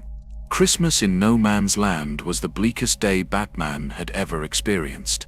Families huddled in ruins, children crying from hunger, elderly dying from cold, the complete breakdown of everything civilization was supposed to provide. He delivered what supplies he could, stolen from gang territories, redistributed from those who hoarded. It wasn't enough, could never be enough. Gordon kept fighting, kept believing someone would help, kept the Blue Zone safe. His wife Sarah Essen Gordon fought beside him, a cop married to a cop, both refusing to abandon their city. Then the Joker decided to make things worse. Because of course he did. He attacked the GCPD stronghold. Not for territory, not for resources, just to prove he could, to show that even the last symbol of order could fall. The assault came at dawn. Joker's gang armed with stolen police weapons. They hit the building from 3 sides. Explosions, gunfire, chaos. Gordon organized the defense. Officers at every window, fortifications prepared. They'd known this attack was coming eventually. The battle lasted hours. Joker's forces were repelled, driven back. The Blue Zone held. But there were casualties. Officers dead, civilians caught in crossfire. And Sarah Essen Gordon, shot by the Joker himself, point blank, while trying to protect a group of children he'd taken hostage. She died in Gordon's arms, the last words between them lost in the gunfire. Batman arrived too late, found Gordon cradling his wife's body. The Joker already escaped, another piece of Gotham destroyed. Gordon nearly broke then, nearly put a gun to the Joker's head and ended it. Batman stopped him, reminded him who he was, what he stood for. But the cost was clear. No Man's Land was killing everyone, physically, psychologically, spiritually. The city was a wound that wouldn't heal. Then, nearly a year after the earthquake, things changed. Lex Luthor appeared, offered to rebuild Gotham, convinced the government to reclaim the city, brought in construction crews and resources and political pressure. The blockade lifted. Aid flowed in. Gotham rejoined America. But it wasn't charity. Luthor had bought up most of the city's land rights during the crisis, now owned Gotham, would rebuild it in his image, for his profit. Batman couldn't prove it, couldn't stop it, could only watch as corporate interests swooped in to claim what disaster had destroyed. The survivors emerged from the ruins, blinking in the sunlight. Many didn't survive that first year.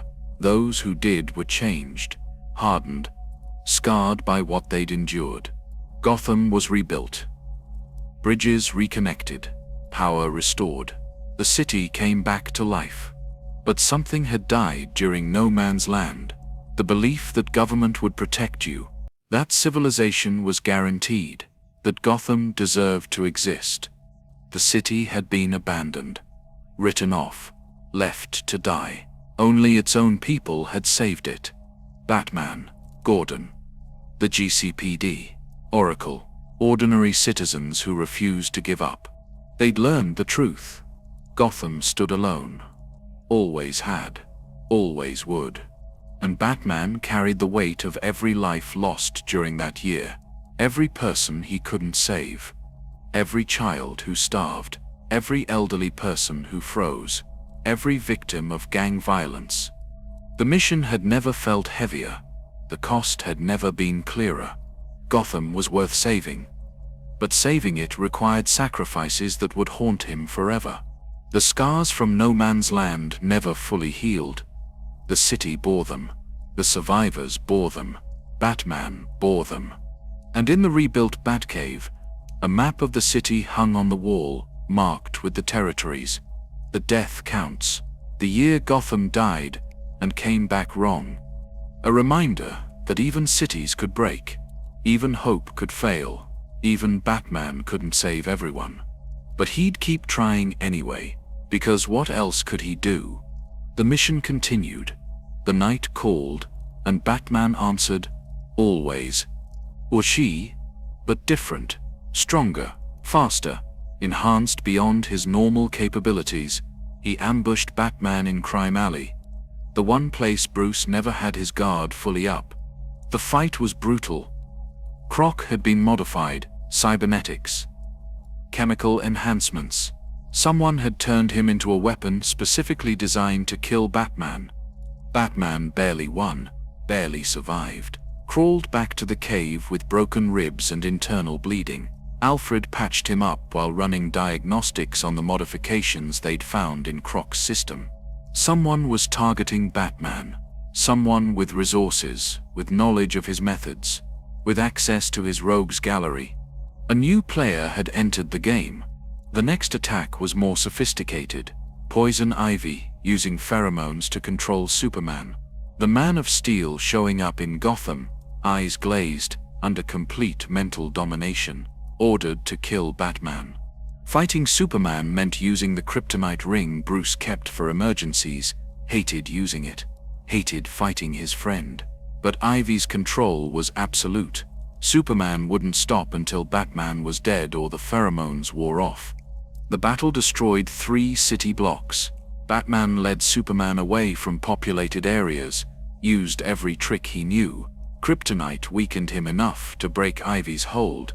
Superman flew away, ashamed, apologizing. Batman collapsed in an alley, wondering who could coordinate these attacks, who had the skill to weaponize his enemies so effectively. Then came the cruelest blow. Jason Todd appeared, alive, standing on a rooftop, Robin costume and all. Bruce's heart stopped. Jason, his greatest failure, his deepest wound, standing there like the grave had never held him. They talked. Jason explained his return, how he'd survived. Batman wanted to believe, needed to believe. The guilt of Jason's death had haunted him for years. The chance at redemption was overwhelming. But something felt wrong. Jason's mannerisms, his speech patterns, close but not exact, like someone performing a role rather than living it. Batman ran DNA tests secretly. The results came back positive. Jason Todd, genetically identical. Still, Bruce's detective instincts screamed warning. He continued investigating while maintaining the relationship, watching for tells, for mistakes. The reveal came during a confrontation with Harley Quinn. Jason took damage, bled, and the blood was wrong. The texture, the consistency, Clayface. The shapeshifter. Someone had given him Jason's DNA, made him a perfect copy, used Bruce's guilt as a weapon. The psychological damage was immense. Bruce had allowed himself to hope, to believe his greatest failure could be undone. The loss hit twice, losing Jason again, realizing someone understood him well enough to exploit that wound. More attacks followed, each one personal, each one targeting specific weaknesses. Batman's relationship with Catwoman was manipulated, his friendship with Superman exploited, his trust in his allies questioned. Someone was orchestrating everything, using his rogues as pawns. Riddler, Joker, Ivy, Croc, Harley, all of them pieces in a larger game. The Riddler's involvement was particularly interesting. Edward Nygma had deduced Batman's identity, figured out Bruce Wayne was under the cowl, dying from cancer. He'd made a deal with the mastermind, access to a Lazarus Pit in exchange for silence. Ra's al Ghul provided the pit. Riddler was cured, given new life, and now he knew Batman's greatest secret, but couldn't tell anyone. The riddle was his to keep, the ultimate puzzle he could never share. The clues led Batman to someone from his past, someone who knew Bruce Wayne intimately, who understood his psychology, his fears, his weaknesses. Thomas Elliot, Tommy, Bruce's childhood friend. They'd been inseparable as kids, two wealthy boys in Bristol, playing together, learning together. But Tommy had always been different, competitive, resentful, jealous of Bruce's life. What Bruce didn't know was how deep that jealousy ran. Tommy had cut his parents' brake lines when he was just a child, wanted them dead so he could inherit the family fortune, be free of their control. But Thomas Wayne, Bruce's father, was a surgeon, the best in Gotham. He'd saved Tommy's parents, fixed them, sent them home alive. Tommy never forgave the Waynes for that, blamed Thomas for ruining his plan. blamed Bruce for having a father who was good, who saved lives instead of enabling their deaths.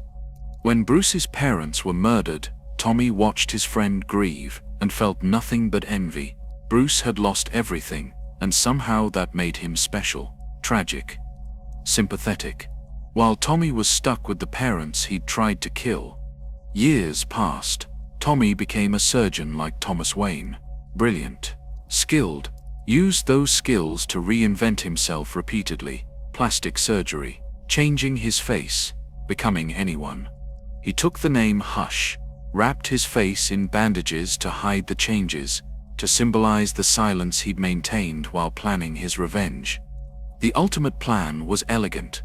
Use every villain Batman had ever fought, exploit every relationship, attack from every angle simultaneously, break Batman psychologically before destroying him physically.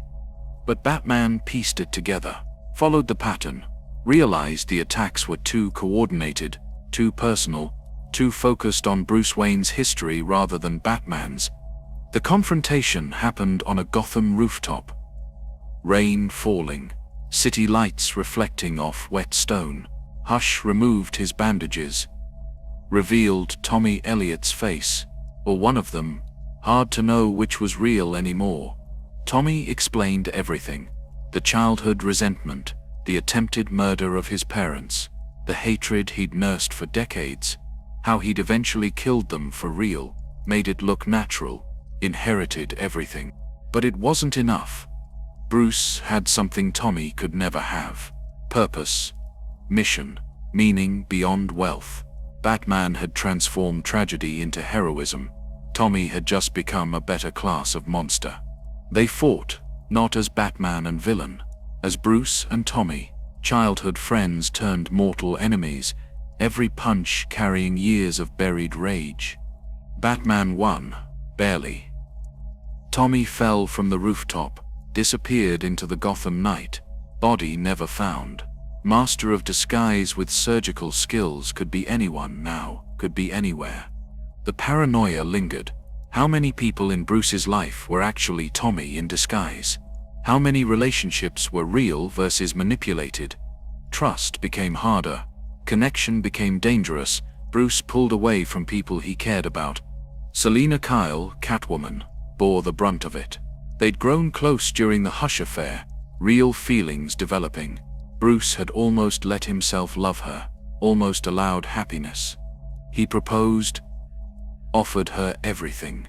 Partnership, marriage, a life beyond the mission. Selina refused, not because she didn't love him, because she understood something Bruce couldn't accept. Batman needed the mission more than he needed love. Taking that away would destroy him. She loved him too much to let that happen. So she walked away, left him on that rooftop. Another person Bruce Wayne couldn't keep. Another connection severed by the mission. Oracle, Nightwing, Robin, all of them wondered how many more losses Bruce could endure, how many times he could be betrayed, abandoned, hurt before something fundamental broke. The answer seemed to be infinite. Bruce absorbed the pain, compartmentalized it, added it to the weight he already carried. But something had changed. The Hush affair proved that Bruce Wayne's past could be weaponized. The childhood friends could become enemies. The trust was a vulnerability he couldn't afford. The mission demanded isolation. Safety required distance. Love was a weakness that people like Tommy would exploit. So Bruce chose the mission, chose Batman over Bruce, chose the endless night over the possibility of dawn. In the cave, surrounded by memorials to the dead and lost, he worked alone. Alfred nearby but separate, partners in the field but walls between them growing higher. Tommy Elliott was out there somewhere, wearing a new face, planning the next move. Hush had failed to destroy Batman, but succeeded in making him more isolated, more paranoid, more alone. And maybe that was the real victory. Not killing Batman, just making him a little less human, a little more like the monster he fought every night. The cost of being Batman kept rising. The toll kept accumulating, and Bruce kept paying it, because Gotham needed the Dark Knight more than Bruce Wayne needed happiness. That was the lesson Hush taught. The mission consumed everything. Friends, love, trust, identity itself. All of it sacrificed on the altar of justice. All of it lost to the never-ending war.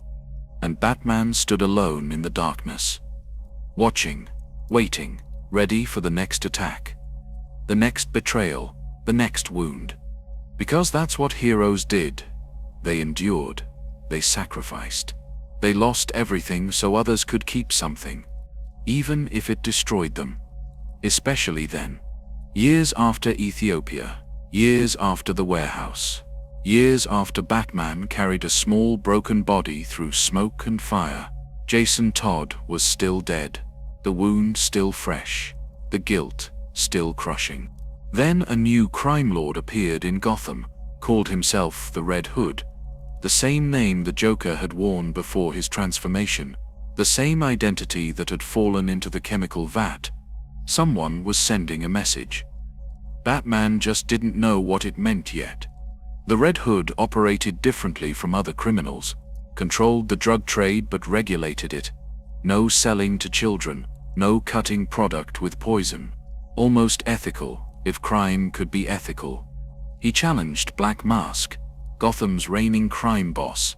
Roman Sionis, brutal and sadistic, ran the underworld through fear and torture.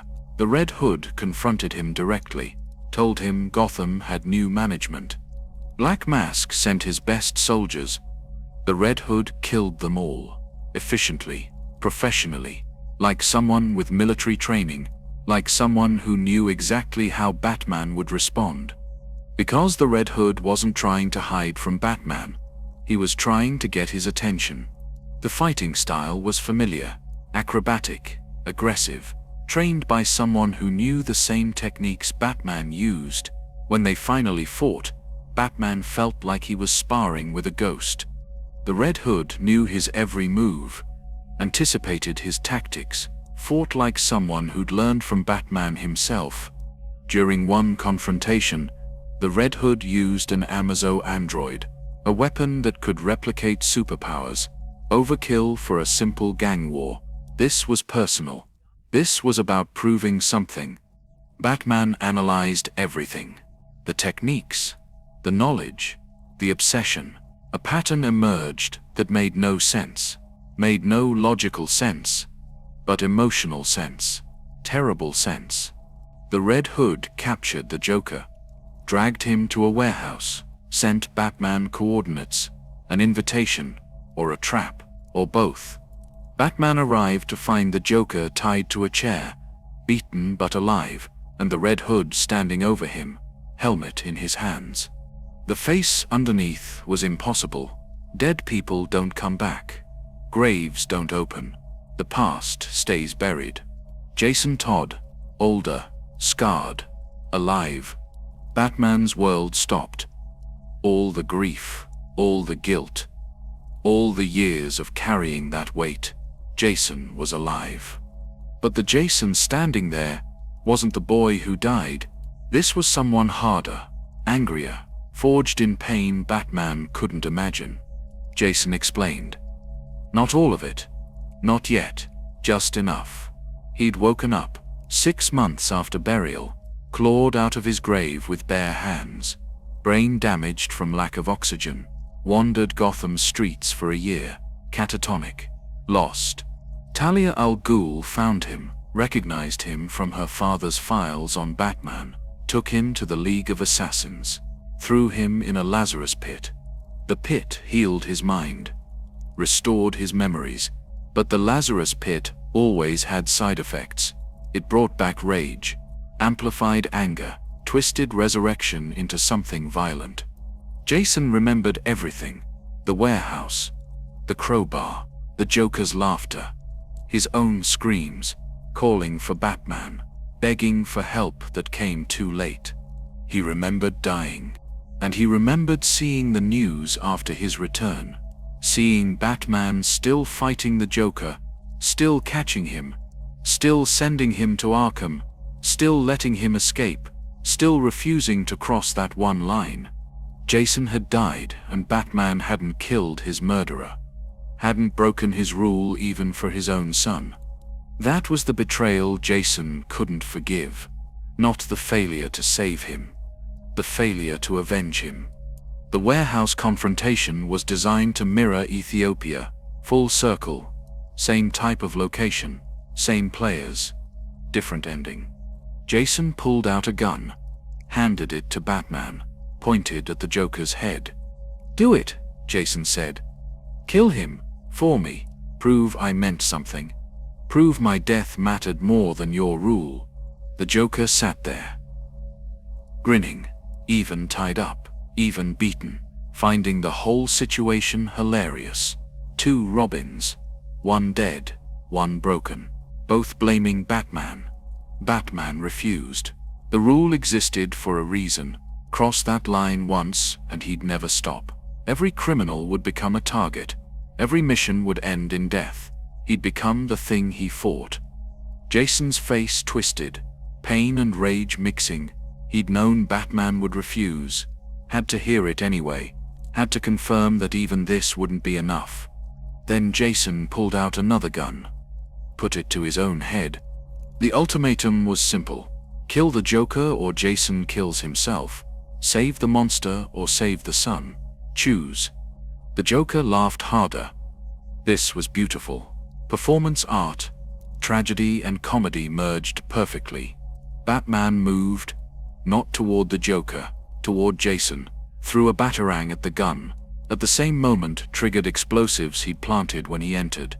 The warehouse exploded, not as badly as Ethiopia, controlled detonations. Everyone survived. Smoke cleared. Batman had saved Jason from himself, saved the Joker by default, chosen both by refusing to choose. Jason escaped in the chaos, vanished into Gotham, alive but unreconciled. The Joker went back to Arkham, back to his cell, back to planning his next escape. Nothing was resolved, nothing was fixed. The wound was open again, deeper than before. Batman had failed Jason twice, failed to save him in Ethiopia, failed to give him the justice he demanded in Gotham. The mission, the rule, the principle, they'd cost him his son, again. Tim Drake, the current Robin, watched Bruce fall apart afterward, saw him obsess over the case, over Jason, over the impossible choice. Alfred tried to help, reminded Bruce that Jason was alive. That was a miracle. They could rebuild, find a way forward. But Bruce knew better. Jason wasn't back. A broken version wearing Jason's face was back. The Lazarus Pit had twisted him. The rage had consumed him. The boy who loved being Robin was gone, replaced by the Red Hood, by violence, by everything Batman fought against. And it was Batman's fault. If he'd been faster in Ethiopia, if he'd never made Jason Robin, if he'd broken his rule just once, the guilt multiplied, became infinite, a loop that had no exit.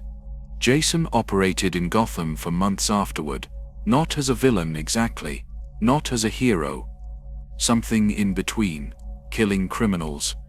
Batman would only imprison, cleaning up streets through methods Batman couldn't use. They fought sometimes, talked rarely, maintained an uneasy coexistence, father and son, mentor and student, hero and anti-hero, all of it broken, all of it wrong. The Red Hood became another permanent fixture in Gotham, another reminder of Batman's failures, another consequence of the mission. Jason Todd came back from the dead, but the boy who died in Ethiopia stayed dead. What returned was something else. Someone else, a ghost wearing familiar skin. And Batman had to live with that, had to see Jason's face and know he'd failed him, had to watch him kill and know his rules had created this. The cost kept rising, the price kept increasing. Every case, every decision, every line he refused to cross, they all extracted payment in blood and souls and broken relationships. Harvey Dent lost his face and became Two-Face. Barbara Gordon lost her legs and became Oracle. Jason Todd lost his life and became Red Hood.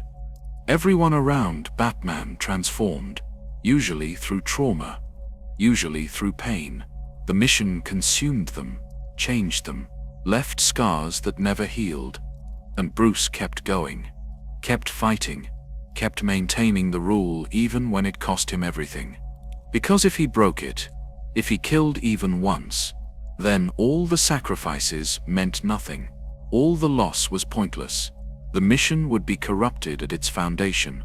So he endured, absorbed the pain, carried the weight, watched Jason walk away into the night knowing reconciliation might never come.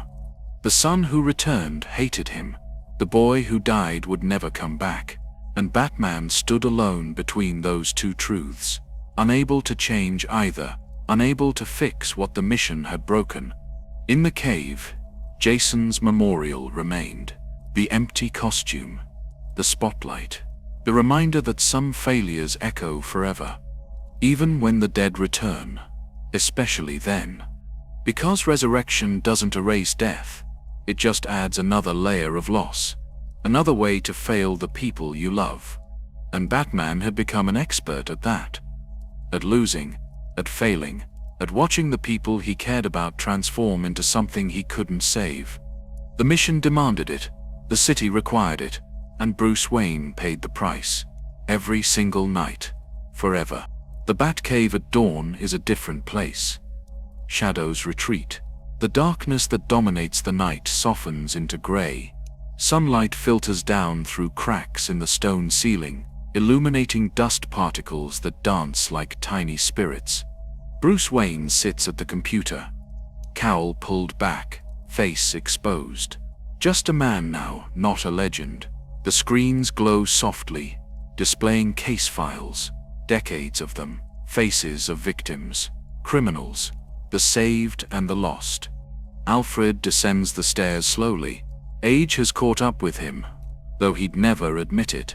He carries a tray with tea, Earl Grey, steam rising from the cup. The same ritual they've performed for 30 years. Master Bruce, Alfred says quietly, "You should rest."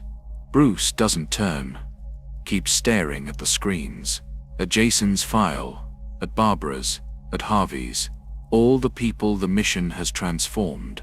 "I was thinking about that night in Crime Alley," Bruce says. "When it all began, I thought if I became Batman, I could prevent what happened to me, stop other children from losing their parents, make Gotham safe." Alfred sets the tea beside him, says nothing, knows Bruce needs to talk more than he needs answers. "But I didn't make it safe," Bruce continues. "I made it stranger. The mob ruled Gotham before me, brutal but predictable. After Batman appeared, the freaks came. Joker, Two-Face, all of them. Like I invited them. Like Gotham needed supervillains to balance a superhero. The city creates what it needs." Alfred offers gently. "You didn't cause their madness. You simply revealed it." Bruce finally looks up, tired eyes, lines on his face that weren't there a decade ago. "The mission ages you in ways beyond years." "Did I save anyone, Alfred? Really save them? Or did I just collect broken people and break them further?" Alfred pulls up a chair, sits beside his son in all but blood. "You saved me," he says simply. "After your parents died, I wanted to leave Gotham, couldn't bear the memories. But you needed me, gave me purpose. A reason to stay, to fight." He gestures to the memorial cases around the cave. Miss Gordon was paralyzed, became Oracle. Now she saves more lives from her computers than she ever could as Batgirl, gave hope to countless disabled people, showed them trauma doesn't end purpose. Master Grayson lost his parents. You gave him a home, training. He became Nightwing, protects Bloodhaven, became a better hero because he learned from your example and your mistakes. Even Master Todd. Alfred's voice softens. Came back wrong, angry, but alive, fighting in his own way, protecting people you cannot reach, doing good even if his methods differ. Bruce shakes his head. The cost, Alfred. Harvey's face. Barbara's spine. Jason's life. Sarah Essen. All the people who died during No Man's Land. The civilians caught in crossfire. Children who saw their parents killed despite my presence. Alfred puts a hand on Bruce's shoulder. The cost is real, he acknowledges. But so is the alternative. Without Batman, how many more would die? How many families would be destroyed? Gotham was dying before you, drowning in corruption and violence. You gave it hope, gave it a symbol. They sit in silence for a moment. The cave around them is filled with trophies. A giant penny, a robotic dinosaur, the Joker's card, Two-Face's coin, physical reminders of every battle fought and survived. Above them, the memorial cases glow softly. Robin suits, one for Jason, one for others who'd worn the symbol. Not graves, reminders of sacrifice, of courage, of the price heroism demands. Gordon understands, Alfred says. Why you maintain the rule, why you won't kill even the Joker. Because the moment you do, you become what you fight. The moment Batman executes criminals, Gotham loses its last symbol of justice. Bruce stands, walks to Jason's case, places a hand on the glass. He asked me to prove his death mattered. Bruce whispers, to kill the Joker for him. I couldn't. Does that make me a good hero or a bad father? It makes you Batman. Alfred replies. The mission requires impossible choices. You chose principle over personal pain. Some call that heroic, some call it cruel, you call it necessary. Bruce moves to the cave entrance, the opening that looks out over Gotham. Dawn has fully broken now. The city sprawls below, millions of lives, millions of stories, crime and hope and struggle mixing together in the streets. Gotham is sleeping, the night shift criminals are hiding, the day shift honest workers are waking. In a few hours, children will go to school in neighborhoods that were war zones a decade ago. Because of Batman. Because someone stood in the darkness and refused to let it consume everything. Gordon is still out there, Bruce says, still wearing the badge, still believing our way works. He lost his wife, Alfred reminds him. During No Man's Land, the Joker killed her. James could have executed him. You stopped him. He stayed true to his principles. Because he's stronger than I am, Bruce says. No. Alfred corrects. Because you showed him it was possible.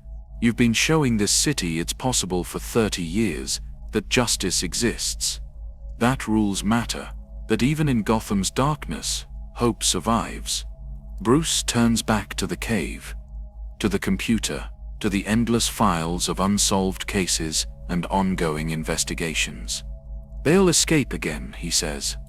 Joker, Two-Face, all of them. Arkham can't hold them. The system fails constantly. Then you'll catch them again, Alfred says simply. That's the mission. Not winning, enduring, being there when Gotham needs you, every single night, forever if necessary. A light blinks on the computer. Police band. Robbery in progress. Nothing major. Something Robin can handle. Tim Drake, the third boy wonder, trying to fill shoes that may be too big, trying to avoid the fate of his predecessors. Bruce reaches for the cowl. It never ends, he says. Alfred smiles slightly. That's rather the point, isn't it? Batman places the cowl over his head. The transformation happens. Bruce Wayne disappears. The Dark Knight emerges. He moves toward the Batmobile. Stops. Turns back to Alfred. Thank you, he says. For staying. For believing. For being here when everyone else leaves or transforms or breaks. Alfred nods. Someone must keep the tea warm, Master Bruce. Batman drives toward the cave exit, toward the morning light, toward Gotham and its endless need. The engine roars. The cape billows. The symbol on his chest catches the dawn and reflects it back. Above the city, the sun continues to rise, warming the streets, burning off the fog, revealing Gotham in all its scarred beauty. Buildings old and new, Gothic architecture beside modern towers, scars from the earthquake still visible if you know where to look, but rebuilt, restored, surviving. Like Batman, like everyone the mission has touched. The bat signal isn't lit, doesn't need to be. Batman is already there, always there, watching from rooftops, listening to police bands, ready to drop into the darkness whenever Gotham calls. And Gotham always calls. In Arkham Asylum, inmates sleep, medicated, contained, planning. The Joker in his cell, grinning in his dreams. Two-Face flipping his coin, even unconscious. Scarecrow muttering about fear. Poison ivy surrounded by plants that grow despite the concrete. They'll escape. They always do. And Batman will stop them. He always does. The cycle is eternal. The dance never ends. Hero and villain. Justice and chaos. Order and madness. Locked together in a city that creates and destroys with equal enthusiasm. But between the cycles, between the battles, there are moments like this. Dawn breaking. Tea cooling in the cave. Alfred waiting patiently for Bruce to return. Small victories. Quiet moments. The reminder that even in endless war, peace exists in fragments. Batman reaches the crime scene. Stops the robbery. Leaves the criminals for GCPD. Disappears before the grateful witnesses can thank him. He doesn't need thanks. Doesn't want recognition. Just needs to know he was there. That he made a difference. That tonight someone went home safe who might not have. That's enough. Has to be enough. Because the alternative is admitting the mission is futile. That Gotham can't be saved. That all the sacrifice and pain and loss was for nothing. Batman doesn't accept that. Won't accept that. Refuses to let Gotham's darkness win. So he continues. Night after night. Year after year. Decade after decade. The eternal guardian. The Dark Knight. The symbol that will never die because the city needs it to live. And as the sun climbs higher, as Gotham wakes fully to another day, Batman returns to the cave, parks the Batmobile, removes the cowl, becomes Bruce Wayne again. Alfred has fresh tea waiting. The cave is quiet. The mission is paused. Not ended. Never ended. Just resting between rounds. Bruce sits at the computer again, reviews the night's work, files the reports, updates the databases. The endless administrative work of being Batman that nobody sees. Outside, Gotham lives, thrives, struggles, survives. A city of millions built on crime and hope and the stubborn refusal to surrender. Like its protector, like the man in the cave who gave up everything to give Gotham a chance. The cases that haunt him will never leave. Jason, Barbara, Harvey, Sarah Essen, all the others. They live in his memory, in the memorial cases, in the scars on his body and soul. But they also live in the mission, in the reason he continues, in the proof that even broken things can serve a purpose. Even broken people can be heroes. Even broken cities can be saved. Not completely. Not perfectly. But enough. Just enough. And in Gotham, enough is a miracle. The screen dims. The cave grows quiet.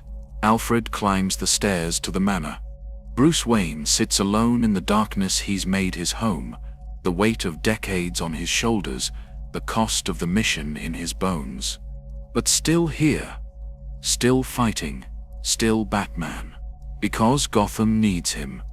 And he needs Gotham, the city and its protector, locked together, broken together, surviving together. Forever. The end. and the beginning, the eternal cycle, the never-ending story of a man, a mission, a city, and the darkness they share. Sleep now. Rest. Tomorrow the mission continues. But tonight, in this moment, there is peace. Hard-won, fragile, temporary, but real, and that's enough.